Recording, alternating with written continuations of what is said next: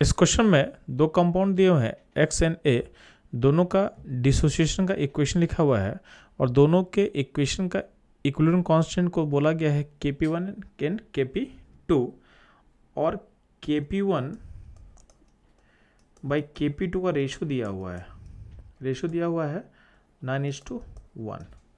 Kp1 जो है वो x के डिसोसिएशन का कांस्टेंट है और ए कंपाउंड के डिसोसिएशन का जो कांस्टेंट है उसको हम Kp2 बोल रहे हैं।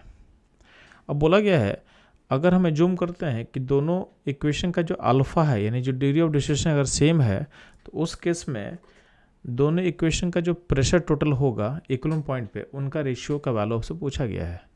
तो हम लोग ध्यान देना, चीज़ों को सिंप्लीफाई करने के लिए हम बोल सकते हैं कि x का जो डिसोसिएशन हो रहा है उस इक्वेशन का जो प्रेशर होगा इक्विलिब्रियम का उसको हम P1 बोल दे रहे हैं और ए का डिसोसिएशन जो है उसके लिए प्रेशर को हम P2 बोल दे रहे हैं। दोनों प्रेशर कब का होगा? इक्विलिब्रियम पॉइंट का होगा टोटल सिस्टम का। अब ध्यान देंगे तो आपका जो x ब्रेक कर रहा है ये ब्रेक कर रहा है किस में? y प्लस जेड में, और आपका यहाँ पे जो a टूट रहा है 2b में।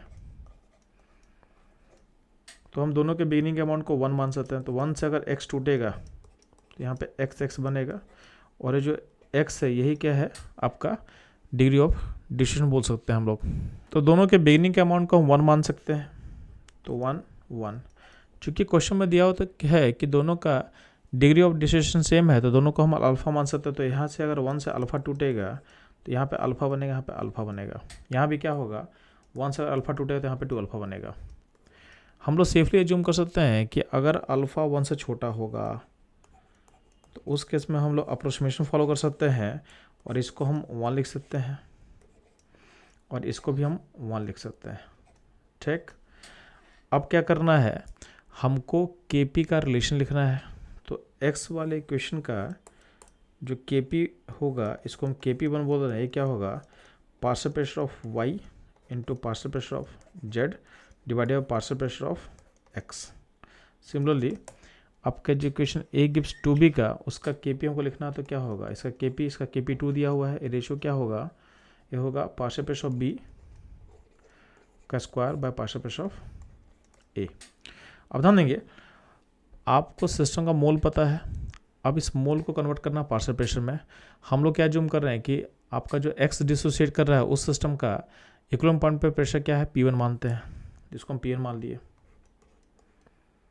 यानी यहाँ प्रेशर P1 है टोटल प्रेशर। और जो इक्वेशन A गिव्स 2b है उसका जो प्रेशर होगा उसको इक्विलिब्रियम पॉइंट पे P2 मान लिया। ठीक, तो हमको बस इसे यूज करके पार्शियल प्रेशर निकालना है। तो चूंकि हम एज्यूम कर रहे हैं कि आपका अल्फ़ा बहुत स्मॉल है तो हम लोग पहले क्या करेंगे, इस सिस्टम का टोटल मोल निकालता है। टोटल मोल क्या होगा? 1 + 2 अल्फ़ा, जिसको हम 1 बोल सकते हैं। क्यों? क्योंकि अल्फ़ा बहुत छोटा है। तो मोल फ्रैक्शन का जो वैल्यू होगा सारे का, तो x का मोल फ्रैक्शन 1 हो जाएगा, y का अल्फ़ा हो जाएगा और z का भी अल्फ़ा हो जाएगा। क्योंकि आपका मोल टोटल का वैल्यू क्या है? टोटल मोल का वैल्यू 1 है, तो उस केस में जो आपका इंडिविजुअल मोल्स होगा वही क्या हो जाएगा? उसका मोल फ्रैक्शन आपको मिल जाएगा। अब इन सब को मल्टीप्लाई कर दो P टोटल से, तो आपके x gives y plus Z वाले इक्वेशन में टोटल प्रेशर P1 लिया हुआ है, तो हम सारे मोल फ्रैक्शन के वैल्यूज़ को मल्टीप्लाई करते हैं P1 से। तो आपका x का पार्शियल प्रेशर हो जाएगा P1, y का हो जाएगा अल्फ़ा P1 और z का हो जाएगा अल्फ़ा P1। सिमिलरली सेम तरीके से बोल सकते हो आप कि a गिव्स 2b में आपका मोल्स था a का 1 और b का 2 अल्फ़ा। इसमें भी क्या होगा? टोटल मोल जो होगा 1 + 2 अल्फ़ा को आप 1 बोल सकते हैं। क्यों? क्योंकि आपका अल्फ़ा बहुत छोटा है 1 के रिस्पेक्ट में। तो इसमें जो आपका मोल है वही क्या हो जाएगा? Mole fraction. तो मोल फ्रैक्शन का जो वैल्यू होगा इस केस में भी वही होगा 1 × 2 अल्फ़ा। अब यहाँ का पार्शियल प्रेशर कैसे निकालेंगे? तो पार्शियल प्रेशर बहुत सिंपल है। इस सिस्टम का प्रेशर कितना माने हम लोग? P2 at equilibrium point. तो P2 से मल्टीप्लाई कर दो उनके मोल फ्रैक्शन को, तो ये हो जाएगा यहाँ पे P2 और ये हो जाएगा 2 अल्फ़ा P2। तो ये मिल गया हम लोग को दोनों का पार्शियल प्रेशर मिल गया A और B का। अब हम लोग क्या करेंगे, Kp1 के इक्वेशन में इस इक्वेशन का हम पुट करेंगे पार्शियल प्रेशर और Kp2 के इक्वेशन में यहाँ का पुट करेंगे। तो KP1 का एक्सप्रेशन क्या है बच्चों लोग, तो KP1 का एक्सप्रेशन आने वाला है, ऊपर होगा alpha P1 into alpha P1 divided by P1। तो एक P1 कैंसिल हो जाएगा, तो ये हो जाएगा आपका अल्फ़ा स्क्वायर P1 हो जाएगा KP1।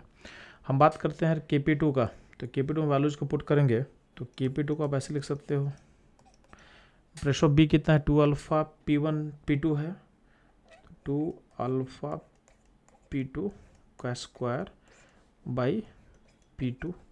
तो KP2 का वैल्यू कितना निकले बच्चों, तो ये निकल के आ जाएगा 4 अल्फ़ा स्क्वायर P2 का स्क्वायर बाई P2। तो P2 कैंसिल हो जाएगा, तो अल्टीमेटली हम बोल सकते हैं कि जो KP2 आएगा, तो KP2 आ जाएगा 4 अल्फ़ा स्क्वायर P2।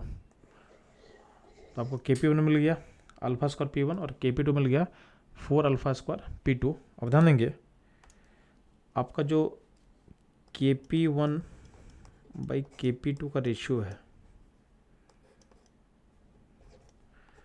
ये रेशियो क्या हो जाएगा, तो ये हो जाएगा अल्फ़ा स्क्वायर P1 और ये हो जाएगा 4 अल्फ़ा स्क्वायर P2। इसमें अल्फ़ा क्या कैंसिल कर जाएगा, तो अल्टीमेटली हो जाएगा P1 बाई 4 P2। और क्वेश्चन में दिया हुआ था KP1 बाई KP2 का रेशियो कितना है, 9:1 है, तो इसको आप 9:1 से इक्वेट कर दो। और हमसे पूछा गया है P1 बाई P2 का रेशियो क्या होगा, हमको बेसिकली निकालना है किसका रेशियो है, P1 बाई P2 का रेशियो निकालना है। तो आप देखोगे तो P1 बाई P2 का रेशियो कैसे निकलेगा, तो आपके पास क्या था, यहाँ पे P1 by 4 P2 equal to क्या 9:1 है, तो 4 को आप राइट से लेकर जाए तो क्या होगा, P1 बाई P2 का रेशियो निकलेगा, ये निकल जाएगा 36/1। तो ये रेशियो मिल गया मेरे को 36/1। तो आप देखोगे आपका जो करेक्ट आंसर होगा ये होगा ऑप्शन ए। तो ये था इस क्वेश्चन का involve concept analysis and solution. Move करते हैं हम लोग नेक्स्ट क्वेश्चन पे।